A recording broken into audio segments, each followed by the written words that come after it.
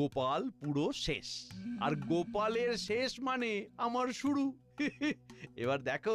এবার দেখো কিভাবে আমার সঞ্চয় বৃদ্ধি করব। প্রথমেই তোমাকে 7 নলি একটা হার দেব, বুঝেছো? সত্যি বলছো? সত্যি সত্যি সত্যি, এই 3 সত্যি।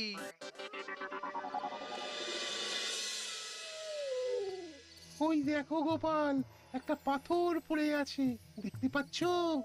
অন্ধকারে কিছু দেখতে পাচ্ছি না, তুমি আমাকে নিয়ে চলো। এই যে এই পাথরটা, এই পাথরটাকে ঠেলো ঠেলো ঠেলো। এগুলো কি? গর্তের মধ্যে এগুলো কি? এগুলো সব তোমার। নতুন করে খরচা করতে শুরু করো।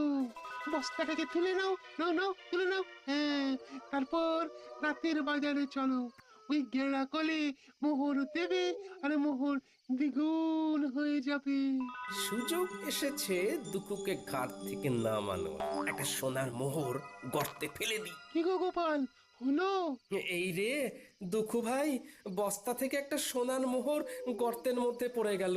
দুঃখু ভাই, গর্তের মধ্য থেকে সোনার মোহরটা তুলে দেবে? এ বাবা, ভালো করে ধরতেও পারো না। দাঁড়াও দাঁড়াও, দেখছি।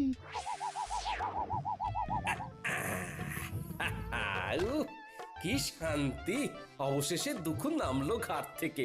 এবার শান্তি শান্তি, মহা শান্তি।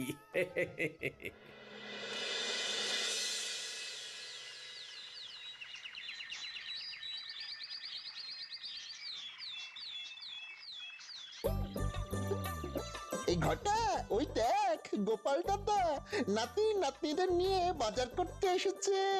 ওর তো আমাদের বাড়ির জঞ্জাল পরিষ্কার করার কথা ছিল। তাই তো, চল দেখি।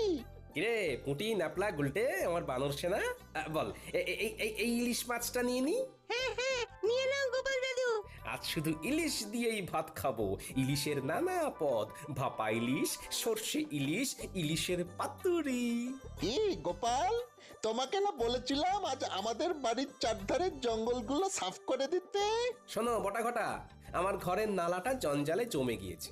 একটু ঝাঁটা কোদাল দিয়ে পরিষ্কার করে দিও, কেমন? তোমাদের 3টে করে সোনার মোহর দেব। তাড়াতাড়ি এসো কিন্তু, নইলে অন্য কাউকে দিয়ে করিয়ে নেব।